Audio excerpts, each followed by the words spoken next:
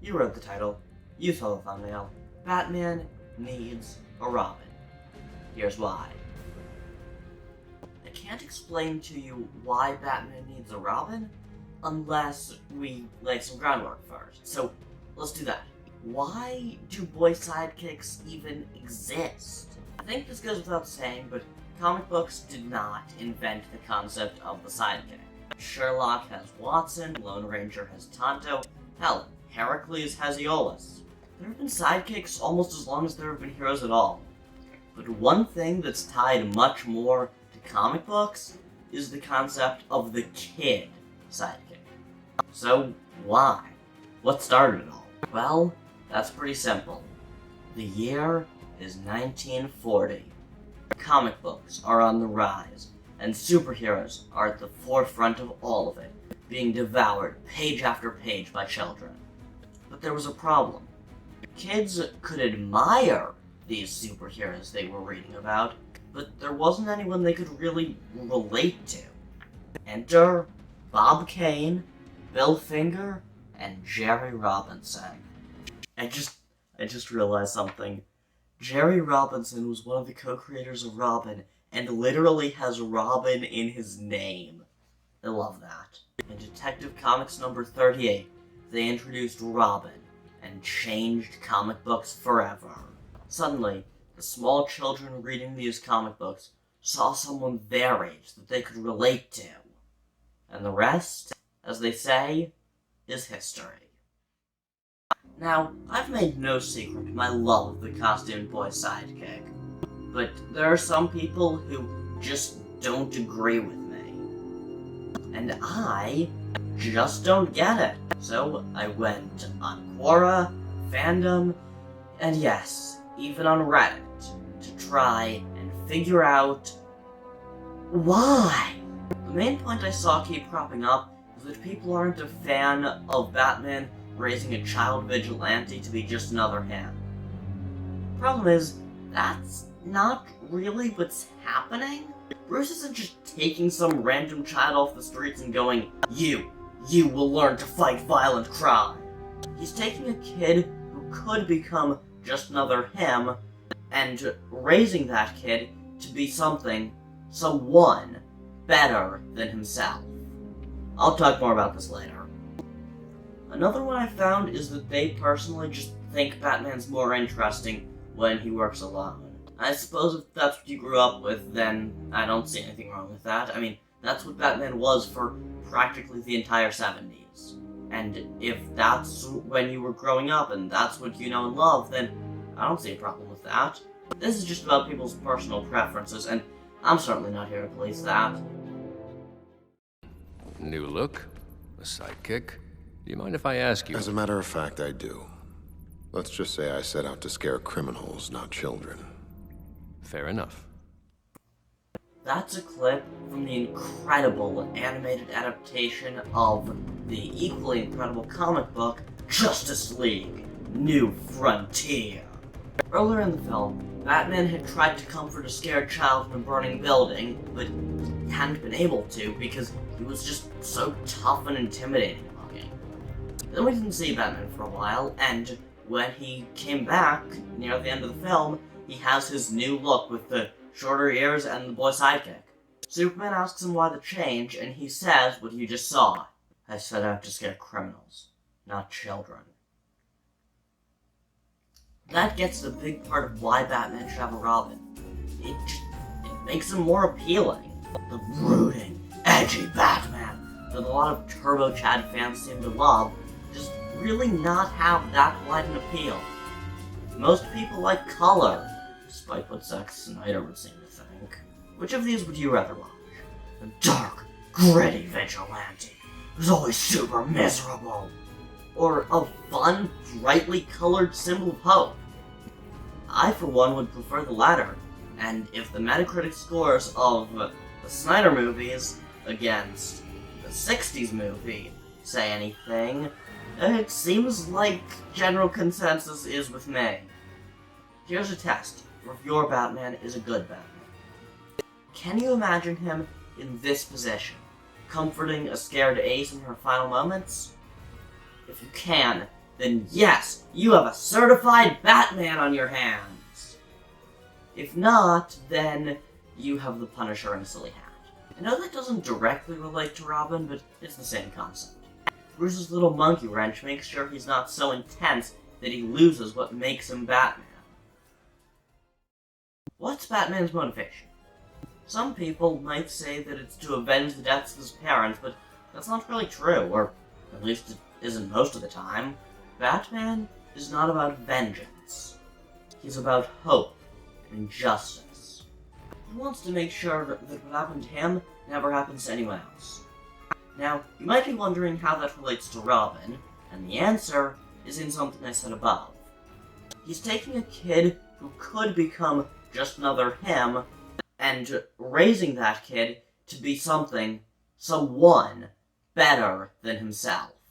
Let's look at all the Robins. Dick Grayson, the original, the best.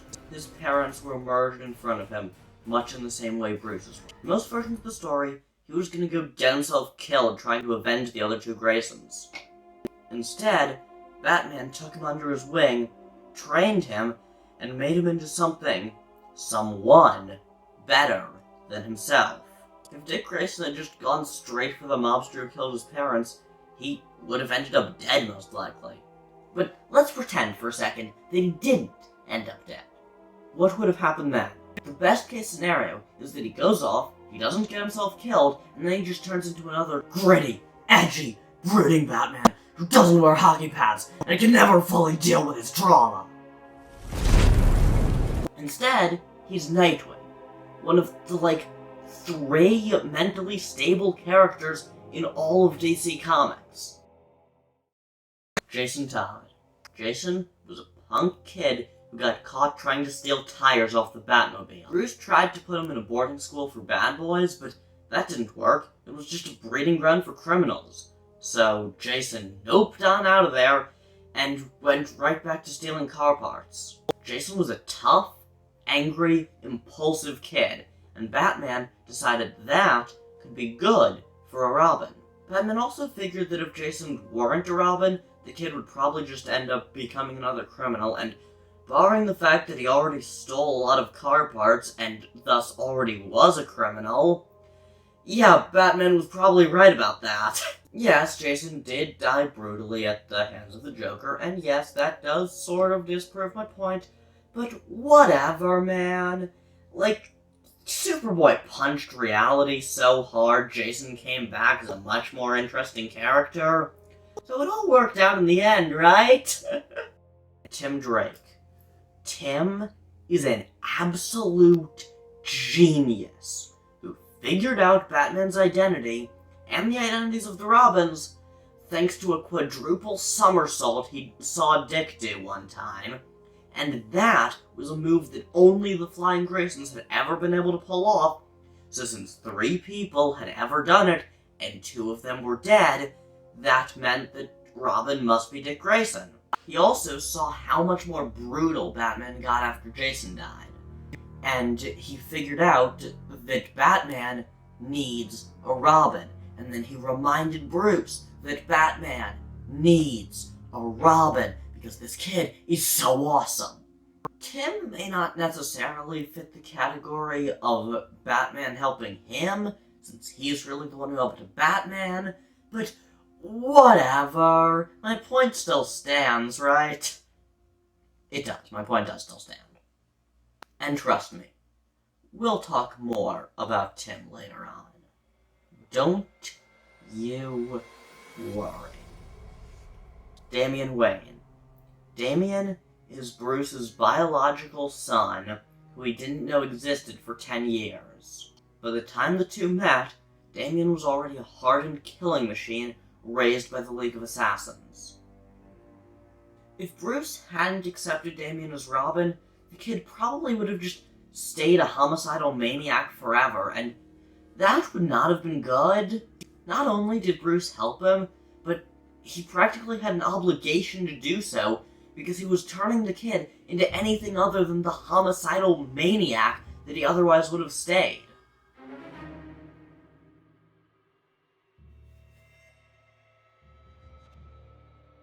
I saw how Batman changed without there being a Robin to care about. I wanted Batman and Robin back together, the way they should be. That was a line from Tim Drake in Batman number 442. He's in the car with Alfred, trying to get to Batman and Nightwing before they get killed by Two-Face. He saw how much more brutal Batman was since Jason died, and he was trying to help him and to remind him that Batman needs a Robin. He's right. Without a Robin to keep him in check, Batman gets brutal. Without a Robin to lighten the mood, Batman becomes the edgy, brooding Batman of The Dark Knight Returns. Without a Robin to save him in peril, Batman gets killed. Batman is a symbol, whether he likes it or not. The symbol has to be greater than the reality. And Batman and Robin, they have to be a team. There's as much need for a Robin as there is for a Batman. And okay, you might be saying that Bruce shouldn't take on a sidekick just for his own sake. And hell, you'd probably be right about that. Batman himself agreed with you in Batman 442. But Tim has an equally good retort for that, too. If not for you, for those criminals you hunt down. You want them to think they can get away with murder? Batman, if they think they can kill someone like Robin, who are they going to hunt down next? Batman needs a Robin to keep him sane, to keep him happy, to motivate him, to remind him that he can't do everything alone, to prevent his viciousness from taking hold, to save him from himself, to save him from the world. So, as Bruce said himself, don't you know you can't kill Batman or Nightwing, or Robin? If you watched all the way to the end of this very strange video, you probably really liked it. And if you did, then you'll probably also like these two videos I have on screen right now. This one is a video of what I would do if DC gave me control of the cinematic universe instead of James Gunn. And this one is what I would do if I was given complete reign over a sequel to The Batman. Enjoy, and until next time, bye-bye!